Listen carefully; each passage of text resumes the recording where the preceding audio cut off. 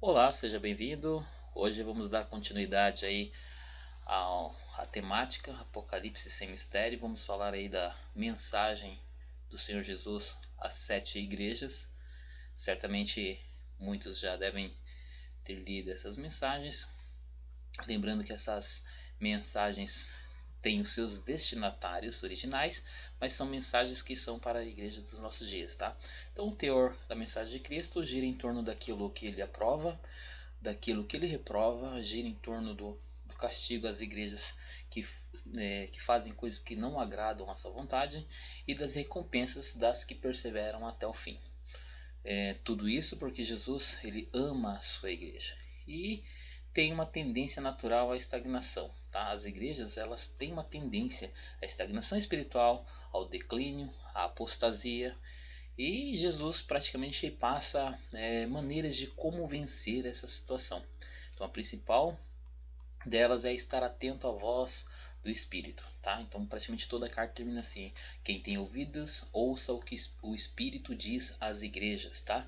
Mesmo que uma carta tenha sido direcionada para uma igreja, ela termina assim: quem tem ouvidos ouça o que o Espírito diz às igrejas. Então, já apontando que todas as mensagens são para as igrejas de todas as épocas, tá? Então, vou apresentar para vocês agora cada um desse tema, né? E como ele é abordado em cada carta, ok? Então, vamos lá. Vou abrir aqui a minha Bíblia. Então, vocês estão aí vendo uma Bíblia eletrônica que eu tenho. Tá, ok? Então ela está aberta aí. Embora seja. São dois capítulos que nós veremos, ó, como vocês estão vendo, são dois capítulos que tratam das cartas. Eu resolvi separá-las para que fique mais fácil da gente abordar. E nessa separação eu coloquei praticamente a descrição que é como Jesus se apresenta para cada igreja, coloquei as situações de elogio ou repreensão que o Senhor Jesus dá para cada igreja, advertências, exortações e promessas.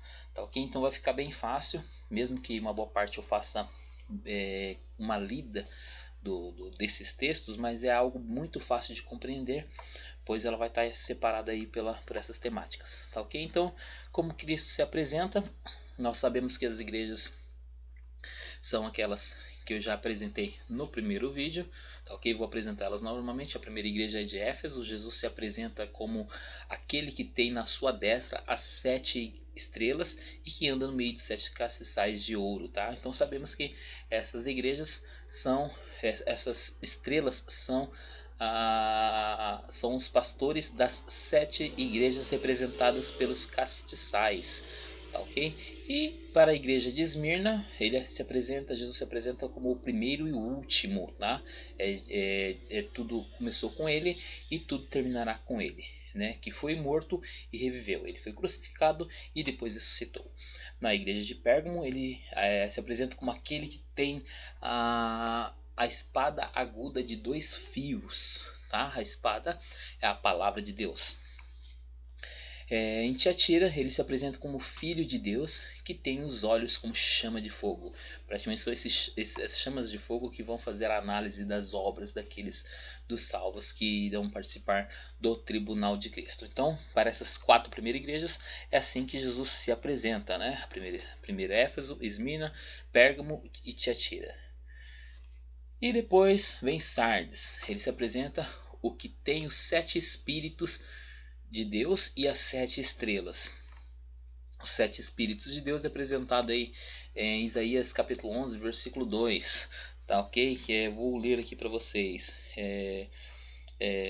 Aliás, vou ler desde o primeiro versículo. Porque brotará o rebento do tronco de Jessé e das suas raízes um renovo frutificará, e repousará sobre ele o Espírito do Senhor, o Espírito de sabedoria e de inteligência, o Espírito de conselho e de fortaleza, e o Espírito de conhecimento e de temor do Senhor. Então esses são os 7 Espíritos de Deus, que representa que o Espírito estaria sobre Cristo, trazendo a perfeição divina para a realização da obra redentora de Cristo. Então são esses os 7 Espíritos de Deus que são representados por chamas de fogo embaixo do trono, tá?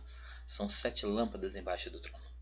E as 7 estrelas são os sete pastores dessas 7 igrejas. Em Filadélfia, ele se apresenta como o que é santo, o que é verdadeiro, o que tem a chave de Davi, o que abre e ninguém fecha, e fecha e ninguém abre. O termo chave de Davi vem do Antigo Testamento, de alguém que era responsável pelo palácio, pelas coisas do rei. E era responsável pela administração do povo de Deus. Então praticamente nem Davi podia entrar sem essa chave, e não ficava na mão dele, ficava responsável. Então ele aqui é alguém que era responsável por essa chave aí. Tá, ok? Então vamos lá. Laodiceia, ele se apresenta como o Amém, a testemunha fiel, o verdadeiro e o princípio da criação de Deus. O Amém, porque é o que vai dar consumação a todas as coisas. A fiel testemunha, porque ele é, além de onisciente, é onipresente, então ele testemunha tudo e todos. E o princípio da criação, porque nada do que foi feito seria feito se não fosse por meio de Jesus. Então é assim que Jesus se apresenta para cada igreja. Então essas 3 igrejas, Sardes, Filadélfia e Laodiceia, né? E vamos lá, as repreensões que Cristo dá às igrejas. Então, no capítulo 2, versículo 4, a Éfeso é a repreensão que Jesus passa, que eles deixaram o primeiro amor, tá? Claro que também isso retrata muitas situações nas igrejas atuais, pessoas fervorosas que deixaram de ter esse fervor por Cristo. Na igreja de Esmirna não há repreensão.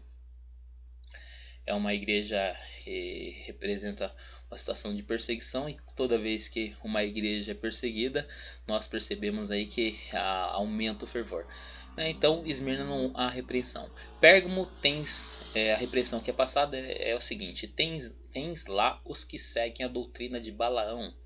Quem conhece o Antigo Testamento sabe que Balaão foi o profeta que ensinou um outro rei a lançar tropeços no povo de Deus. Tá, ok? Então tem alguns que seguem esse tipo de doutrina, lançar tropeços.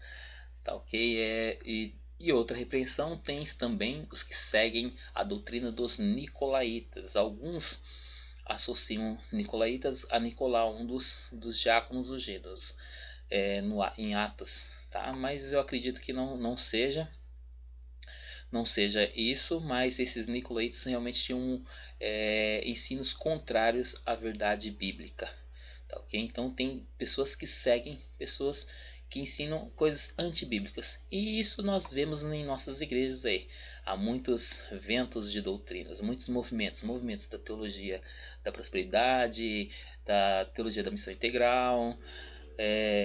Há muitos grupos já formados, igrejas evangélicas controversas, ou seja, no papel apresenta uma doutrina sã, mas no dia a dia e até televisivamente falando, a gente acompanha e vê que não é. Realmente são muitas igrejas.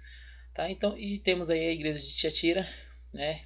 E a repreensão é o seguinte: deixas Jezabel, mulher que se diz profetiza, ensinar e enganar os meus servos, para que forniquem e comam dos sacrifícios da idolatria.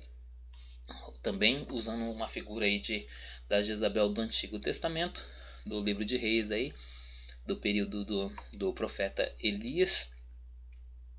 Se a gente analisar a questão da religião na época dessas igrejas, era muito natural as religiões terem mulheres profetisas. Era muito natural. Praticamente Jesus foi contra essa onda e escolheu apóstolos, discípulos, homens. Escolheu apóstolos para que fossem seus discípulos, né, os 12. Muitas pessoas às vezes até confundem, até acham que Jesus, por que não escolheu mulher? Na verdade, ele foi contra a onda da época, que era normal as religiões terem profetisa, inclusive a base do culto era a prostituição, e alguns achavam que entravam em contato com os deuses a esse ato libidinoso, né? E aí nós temos aí que essa repreensão, eles para que forniquem, né? A imoralidade sexual acontecia né? Na época, praticamente o mundanismo, as religiões pagãs entrando dentro da igreja, o que não é muito diferente dos dias atuais. E se a gente analisar perfeitamente, o mundanismo está entrando dentro das igrejas. Não é uma mensagem, uma repreensão para as igrejas de hoje em dia. Tá, ok? E aí vamos para a segunda parte das repreensões, a igreja de Sardes, que tem nomes de que vives e estás morto. Né? Então tem muitas igrejas que estão cheias, lotadas, muito movimento, muita festividade, mas nada de vida espiritual. As igrejas que normalmente fazem isso inventam muitas ocupações, dão os títulos dão caráter de ministério, ocupam, engajam todas as pessoas e no final de contas a vida espiritual é zero. Elas não conhecem Deus, não se relacionam com Deus, não leem a sua palavra, mas vivem como se fosse um clube, né? Então tem nomes de que vives, mas está morto. Não achei as tuas obras perfeitas diante de Deus. Então, Jesus fala praticamente realmente dessa situação de obras. Tem gente que faz, mas essas obras não são perfeitas. Filadélfia também é outra igreja que não recebeu repreensão. E tem a igreja de Laodiceia, que a repreensão é o seguinte: nem és frio e nem quente. Dizes, rico sou e estou enriquecido e de nada tenho falta. E não sabes que és um desgraçado e miserável e pobre e cego e nu. Então eles achavam que eram algo e na verdade era o oposto. É algo que realmente acontece nos nossos dias. Nunca na história da igreja as igrejas foram tão ricas como são agora. E se a gente acompanhar, a igreja sempre foi pobre. Não que pobreza indique espiritualidade, porque há mais pobres no inferno do que no céu. Também o contrário é inverso, há mais ricos no inferno do que no céu. E algo que tem que a gente notar é o seguinte: nem és frio e nem quente. Tá, ok? Então, Jesus realmente odeia essas situações de pessoas em cima do muro, pessoas que não se posicionam. E é algo que é complicado, porque quando você se coloca em cima do muro, automaticamente você já está em um lado, você já está no outro lado. Então, é a pessoa que não se posiciona e que a vida terrena, os status terreno é muito bom, muito perfeito, então não há necessidade de Deus. A pessoa é dona do seu próprio esforço, dona do seu próprio braço, dona do seu próprio destino. Você não depende de Deus. Então essa mensagem praticamente quer dizer isso à igreja de Laodiceia. Mas não é somente de repreensões que estão nas cartas. Tá, ok? Nós já vimos aí que Jesus se apresentou de uma maneira diferente para cada uma delas. Ele fez uma repreensão porque todas elas têm uma tendência a se distanciar de Cristo. Todas elas têm uma tendência a se esfriar, a se deixar levar por ventos de doutrinas. Todas elas. Tá, ok? Mas Jesus também faz elogios à sua igreja. Então a Éfeso o elogio é o seguinte: sofrestes e tens paciência, e trabalhaste pelo meu nome, e não te cansaste. Odeias as obras dos nicolaítas. Tá, okay? Então, é uma igreja que sofre, uma igreja que tem paciência, uma igreja que trabalha pelo nome de Cristo. Porque uma coisa é real. Hoje em dia está muito fácil ser cristão, né? Ser cristão em nossos dias. É fácil você estar cômodo, você vai num templo, você vai lá, cultua. E na verdade o cristianismo não tem nada, ser cristão não tem nada a ver com isso.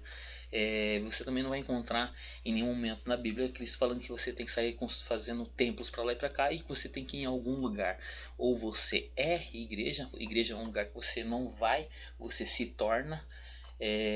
Tanto igreja não é um lugar que você entra, na verdade é um lugar que você sai para ser igreja. Tanto é que a palavra igreja vem de eclesia, chamado para fora. Então você sai do sistema, você sai do mundo, sai para um lugar onde você possa estar servindo a Deus com a sua vida. Isso é ser cristão. Tá, ok? E A igreja de Éfeso odiava as obras dos nicolaítas, aqueles que ensinavam mensagens contrárias à mensagem bíblica, e eles eram contrários às obras. Então, além de ensinar, os nicolaítas ainda praticavam coisas que eram contrárias à fé cristã. O elogio à igreja de Esmirna são as obras e a tribulação e pobreza. Tá? Cristo conhecia essa situação. Tá? E mesmo com toda essa situação, eles ainda permaneciam fiéis a Cristo. E Pérgamo, retens o meu nome e não negaste a minha fé. Tá? Não negaste. Então eles guardavam o nome, embora todas essas igrejas sofreram perseguições, aflições, umas mais do que as outras, mas eles não negavam a fé, coisa que é muito fácil hoje em dia. Há alguns tipos de negações que se faz a respeito da pessoa de Deus, da pessoa de Cristo, da pessoa do Espírito Santo. São muitas igrejas que ensinam, que têm falsos ensinos, que acabam negando, ou às vezes você nega com sua prática no trabalho, por exemplo, né? Você acaba se utilizando de filosofias, por exemplo, quem é da área da educação, por exemplo, pode se negar à fé com práticas de ensino marxista, que todos nós sabemos que a base do ensino brasileiro é marxista, e o marxismo é bem contrário, é oposto ao cristianismo. Tá? Então, inúmeras situações que a gente pode citar aí. A igreja de Tiatira, né, o elogio é as obras e o teu amor e o teu serviço e a tua fé e a tua paciência e as tuas últimas obras são mais do que as primeiras. Então, Cristo apresenta esse elogio a esta igreja. Tá, ok? Era uma igreja que trabalhava, era constante no trabalho e aumentando cada vez mais. Tá, ok? As próximas igrejas, Sardes, algumas poucas pessoas que não se contaminaram, que não contaminaram as suas vestes. Tá, ok? Então é um elogio, mas pensa bem, somente algumas pessoas que não se contaminaram. Tá? É algo para se pensar. Em Filadélfia, o elogio é que eles tinham pouca força, guardaste a minha palavra e não negaste o meu nome. Tá, okay? Então, era uma igreja fraca, mas guardavam a palavra. É uma igreja realmente que necessitava de muito apoio nesse período aí. Mas, algo também que é preocupante é a igreja de Laodiceia, que não recebeu nenhum elogio. Tanto é que há uma advertência que Cristo passa a essas igrejas. Há alguns historiadores que querem encaixar que cada igreja é um período da história, mas a mensagem dessas que Cristo passa para essas igrejas são para todas as igrejas de todas as épocas. Lembre-se daquela divisão que nós fizemos aí no início desses vídeos sobre o Apocalipse. João escreveu as coisas que ele viu no primeiro capítulo, e essas do capítulo 2 e do capítulo 3 são as coisas que são. Então, as coisas são situações da igreja. Tá, ok? Vamos lá. E um conselho que Cristo passa para as igrejas. A Éfeso, ele diz o seguinte: lembra-te, pois, de onde caíste, e arrepende-te, e pratica as primeiras obras. Quando não, brevemente a te virei e tirarei do seu lugar o teu castiçal. Lembre-se, é como se você tivesse um copinho, uma hora o copo enche. Ou você se arrepende, ou você é retirado. Tá? Então entenda bem a figura de linguagem. Esmirna, nada temas das coisas que há de padecer, ser fiel até a morte. Ou seja, Cristo já está falando que muitos dessa igreja aí poderiam morrer e eles deveriam ser fiéis até a morte. Tá? No Brasil nós temos muita liberdade, eu acredito que por isso há um grande relaxo aqui no Brasil dos cristãos, mas muitas igrejas no mundo possuem perseguições, são perseguidas. Pessoas têm que fazer o seu culto, suas reuniões em lugares desertos, florestas, cavernas, tá, esconderijos, enquanto aqui a gente tem uma plena liberdade, porém eu acredito como a segunda nação cristã no mundo, nós vivemos num período onde temos os cristãos mais frouxos da história. Vamos lá. Pérgamo. Arrepende-te, pois, quando não em breve virei a ti, e contra eles batalharei com a espada da minha boca. Então, vocês percebem que em todas esse conselho que é abordado, que Cristo passa para a igreja, aponta para o arrependimento. Praticamente a primeira mensagem que é passada para aquele que quer se voltar para Deus é arrepender-se. Tá? Então é a mensagem que ainda passa para a igreja de Pérgamo. A igreja de Tiatira, nós temos o seguinte: eis que a porei numa cama. Aqui fala, tratando da profetisa. E sobre os que adulteraram com ela virá grande tribulação, se não se arrependerem das suas obras. E ferirei de morte a seus filhos. Mas o que tendes retenho até que eu venha. Tá? Então a questão da impureza, da imoralidade, da prostituição é algo condenável nessa igreja. E além deles serem intolerantes com respeito ao ensino dessa Jezabel. Tá? Essa figura que é utilizada por João aqui. Tá? E a segunda parte do conselho nós temos Sardes: se não vigiardes, virei sobre ti como um ladrão, e não saberás a que horas sobre ti virei. Então percebe que é uma grande advertência, né? De vigiar. Temos que estar atentos a tudo, e a situação de pecado de estimação. Não ficar alimentando, vigiar, parar de se arrepender, parar de praticar, que cedo ou tarde a cota é completa e infelizmente alguns acabam se perdendo. E Filadélfia, nós temos aí: guarda o que tens para que ninguém tome a tua coroa. E essa Filadélfia, que é a igreja fraca, com pouca força, mas devia continuar guardando. Eles guardavam a palavra e deveriam continuar guardando para que ninguém tomasse a sua coroa. Alguns colocam como a igreja de Filadélfia como a igreja noiva, tá? Por esse sentido, a igreja noiva que vai ser galardoada com coroas, tá ok? E a igreja de Laodiceia, aconselho-te que de mim compres ouro provado no fogo, e roupas brancas, e que unjas os teus olhos com colírio, para que vejas. Sê, pois, zeloso e arrepende-te. Então, agir das coisas com zelo e buscar o arrependimento. O arrependimento não é um remorso, é algo que você tem que buscar, olhar, analisar o contexto, ver a mensagem, ouvir a voz do Espírito Santo e se arrepender.